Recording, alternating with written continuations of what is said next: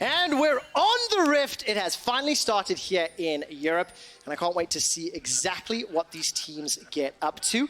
One of the things I want to talk about immediately as G2 Esports are moving into Splyce's territory, using Demacian's standard, pushing some vision forward. Haven't placed a very deep ward just yet, but let's talk about this laning phase. You mentioned surviving early, playing safe, not conceding too much. In terms of where the lane priority or push might lie, what should we expect of the next few minutes? I think side lanes for G2 you expect to be pushing out because, again, you have the range of the Neeko, and it's actually not going to be the Glacial Augment that's a little bit more popular around the world. Wunder has preferred this press the attack on hit style of Neeko to really bully in that 1v1. You'll probably see him go for something like the Wit's End as well in this specific matchup. But top lane, bot lane for G2 will be very successful early on. I think if Splyce want to do something, it would be playing around this mid lane. Because Caps doesn't have a cleanse, you could root him up. Xerxe has the Hail of Blade, so he does have the ability to impact earlier on. All right, so there's the expectation setting, and now it comes down to player execution. And that's what we're going to be watching. And much like the analyst desk mentioned as well, it's always interesting coming into these opening matchups where the team that went to the international event in G2 may be less experienced on the subsequent patches. So obviously Splyce not only got to watch from home, but has been playing on the live servers, and in theory has had an earlier time to play on the more recent patches. Yeah, it's been an interesting discussion about G2's return to the league because, a lot of people say they're not practicing as much necessarily, but I say they just won MSI. It doesn't matter. This team still should be coming in very high form. And yes, they might not be as experienced on the current patch, but this team is certainly good enough to give, a tough time to any team here in the LEC. Yeah, absolutely the case. So let's keep an eye. I want to definitely see how Vizicsacsi's Rumble does. It is a very, very old school pick, and these early stages of the game into Neeko, always going to be a little bit brutal. Ranged harass and auto attacks going to be challenging to deal with. 11 CS to 5 after the first 2.5, nearly 3 waves.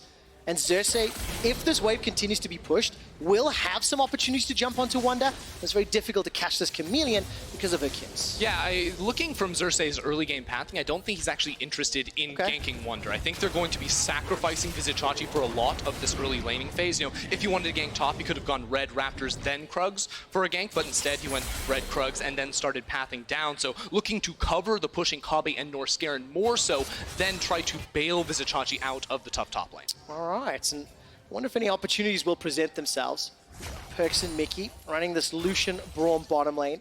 Duo that we did see a whole lot over in MSI. And Xerxe, after picking up the Scuttlecrab, does spawn a little bit later.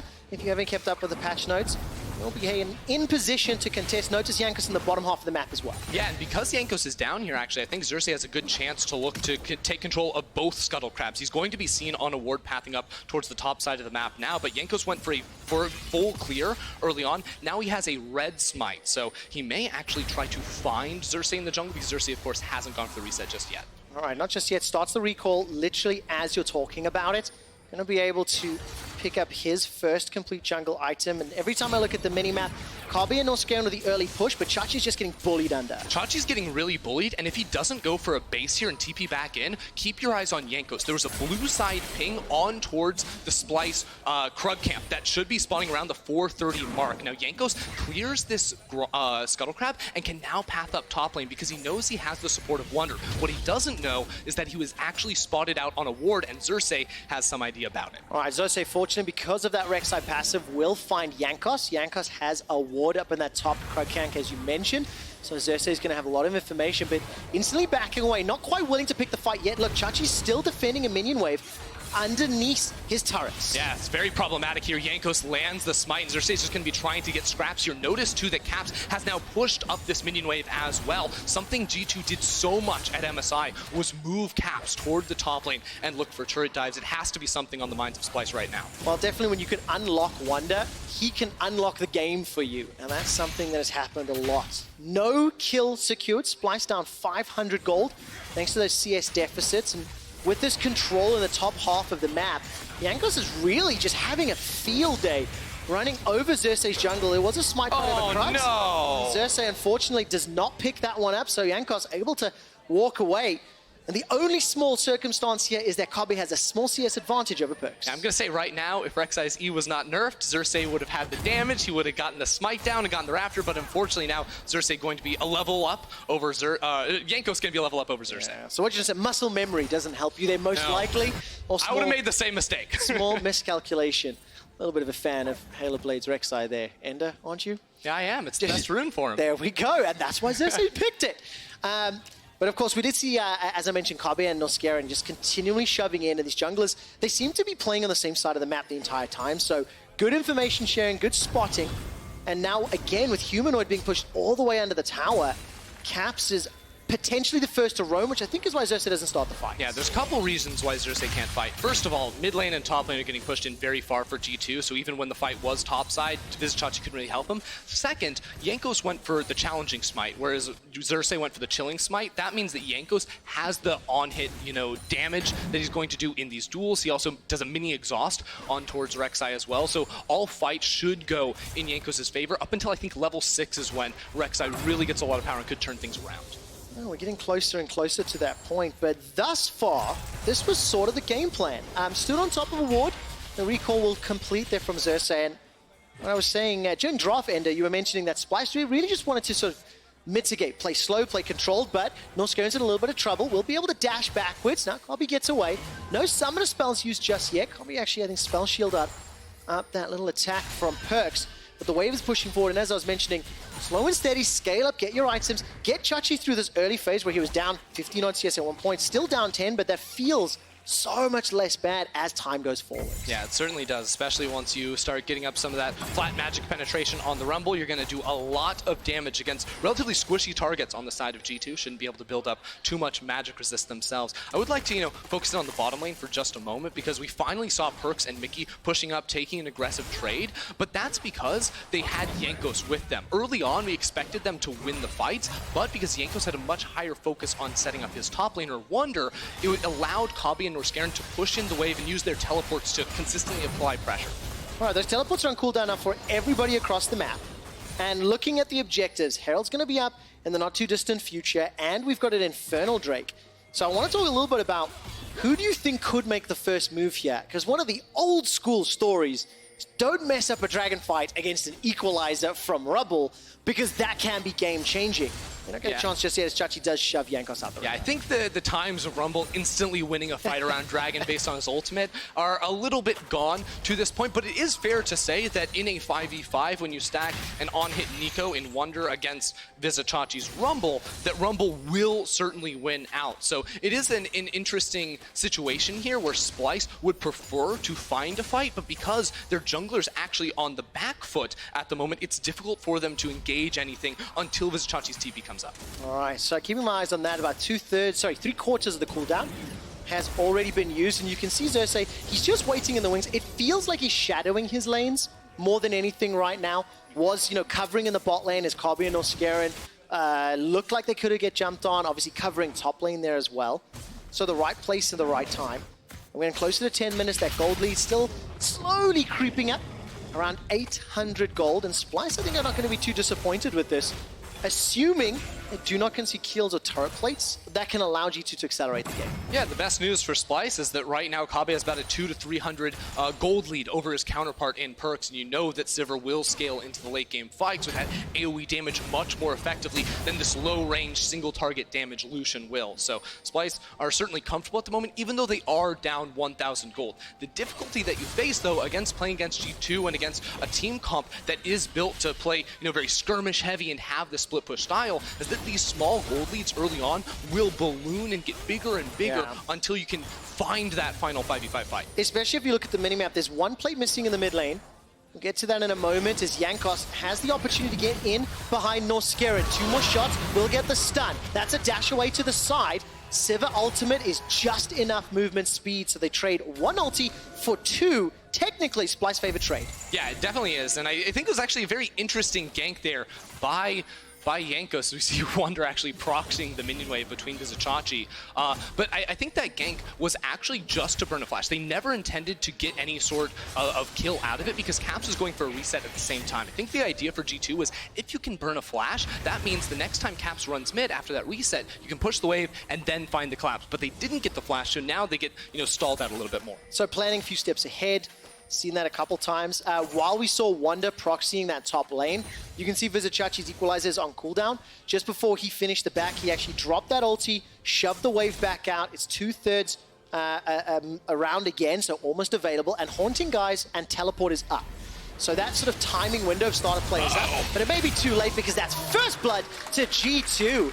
Jankos has just led the way, and everywhere Jankos goes, G2 are able to respond quicker. Yeah, Jankos used the early game lane pressure, and then now at 11-minute mark as well, more lane pressure. Just spot out Xerxe, invade into the jungle, find him out and easily kill him, and that first blood will result then in an Infernal Drake. The worst thing that could happen to Splyce is get snowballed on like this. Oh, Realm Warp is now coming in. That was actually hijacked away. Caps doesn't get rooted into the tower though, with one tower shot. Humanoid's going to try to turn this one around. The Kingslayer running back, Rune Prison comes out. The overload! Humanoid solo kills Caps. Yes, he did. Caps went way too deep under the tower. I have no idea what he was doing with that Realm Warp, and Humanoid punishes him for it. Oh, really nicely done. Humanoid turning Caps' aggression against him, and that was one of the players that we had our eyes on coming into this matchup. Whether or not Humanoid's growth and development from Spring Split could make him more competitive against the fields. Yeah, because I felt like Humanoid's entrance into the LEC, it was all right, but it wasn't anything special. It was very average, and in a very stacked role like the mid lane, that in itself is good for a team. But for Splyce, who wants to push into that top 3 and make some sort of contention against these top teams, you need to have a mid laner that can stack up against the likes of Perkz. All right, you do indeed, and right now there's an engage on the mid lane. Norskeren not going to find anything. Really easy escape as Jankos was just standing behind Mikyx. And Splyce, by the way, they got one kill on the board. They also rotated their duo lane top, and now they've got themselves into a predicament where they can race for first tower. Wunder's gone to the bot lane, and there's a lot of shenanigans afoot as there's at least 3 or 4 members of each team in the top half of the map. Yeah, Vizicsacsi now actually going to sacrifice some CS down bottom lane. He's going to walk back down there now, but you see Splyce want to find this 5v5. They make the call to back out in the end, and going to get forced out of the river. That's going to give a lot of control over to G2, who now have pressure in mid lane and could threaten starting up the Herald themselves. All right, 1,000 gold advantage to G2 Esports. A number of plates fallen, 2 apiece in the top lane. Vizicsacsi finds himself 25 CS down from Wunder, and Kobbe's only a minion wave up, 7 and a bit. Humanoid around 10, nearly above Caps. I feel like this Infernal Drake would be worth more than the kill, especially as Humanoid has no flash, flag, drag, dunk. Wunder comes in with the autos, momentary blip. Makes him wait for it. And G2 pick up not only the kill, but they get themselves a bunch of plates, and this should be Tower First Blood as well. Yeah, just 40 seconds on those plates going down, and they're going to be able to pick up all of them. G2 with a massive power play in the mid lane. We'll watch that one more time maybe, because Jankos went for like the smallest EQ flash I've ever seen, but it was very good. Look at the bottom lane. This is already going to be a chase. While there's an engage up in the top lane, Norskeren cannot chase Perkz. What was that? Suiciding. Now down to the bottom lane. Pop Blossom. Not going to be enough. Caps picks up the kill. All of a sudden, Splyce, they bite off more than they can chew. Oh, Splyce, what are you doing? It was close, and then all of a sudden, a very big misplay. Top side, they get TP'd on down bottom lane, but this is what G2 do so well. They just keep fighting you everywhere in the map, and they don't give you time to think. No, they really don't. And remember, G2 set up the proactive plays early on. That's what allowed them to pick up first blood. Now they've punished the decision-making after Humanoid wins the 1v1. He was flashless, he was ganked within 60 seconds, and that opened up the tower. Fortunately, it didn't fall for Splyce, but they're down 3,000 gold because of moments like this. Yeah, just a TP ward put very deep in the lane. You can see Vizicsacsi thought the play was going up towards topside. He has no support, but he greeted for that extra turret plate. And I hate to break it to you, buddy, but that is just not worth it as Caps got that kill. No, absolutely not the case. The only benefit for Vizicsacsi is he's still holding onto his TP right now. He's got himself the equalizer available. So if there is some big team fight, Splyce need to dig themselves out of a hole. It is a significant gold lead. And it's a little disappointing because just pulling that grand entrance a little short from Norskeren, not finding Perkz, who, fair enough, was actually able to dash away as well. So all credit, miss and dodge. and G2 turn around to get the counter kill. Yeah, I mean, there are also those Rakan nerfs we talked about, making it easier to react to plays like that. So Perkz had more of a window of time to avoid that initial engage, and ends up spoiling that one for Splyce. It does indeed. You just saw the graphic on your screen. Next game, by the way, is going to be Vitality versus Origin. That's because Xerxe versus XL is the last game of the day. It's more information on why that schedule change happened over on Twitter at LOL Esports. Rift Herald was started.